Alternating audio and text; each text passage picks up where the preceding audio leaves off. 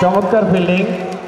কুমিল্লায় আরাফাত রহমান কোকো স্মৃতি mini cricket tournament 2024-এর final খেলা অনুষ্ঠিত হয়েছে। শুক্রবার রাতে কুমিল্লা হাইস্কুল মাঠে টুর্নামেন্টের উদযাপন কমিটির আয়োজনে ফাইনাল খেলায় ইশতিয়াক সরকার বিপুর সভাপতিত্বে এ সময় প্রধান অতিথি ছিলেন কেন্দ্রীয় বিএনপির ত্রাণ ও পুনর্বাসন বিষয়ক সম্পাদক হাজী আমিনুর রশিদ ইয়াসিন।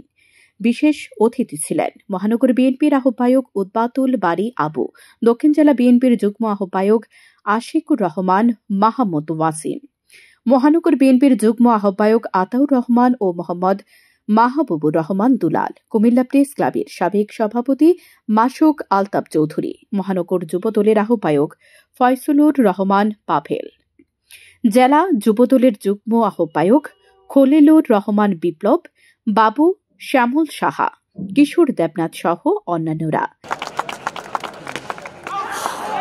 রানার আপ হয় ঈদগাহ একাদশ। বিজয় লাভ করেন ভাই ব্রাদার্স একাদশ। টুর্নামেন্টে 28টি দল অংশগ্রহণ করে। আমি চেষ্টা করব কুমিল্লার প্রত্যেকটি স্কুল মাঠে প্রত্যেকটি শিক্ষা প্রতিষ্ঠানকে বিনীত অনুরোধ করব অবশ্যই তারা আসলে সবাই আমরা দেশকে ভালোবাসি, দেশকে ভালোবাসতেছি।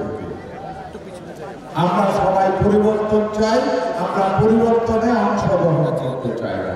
সবাইকে পরিবর্তনে অংশগ্রহণ করতে এগিয়ে আসতে হবে। আমরা সবাই অন্যের সমালোচনা করি।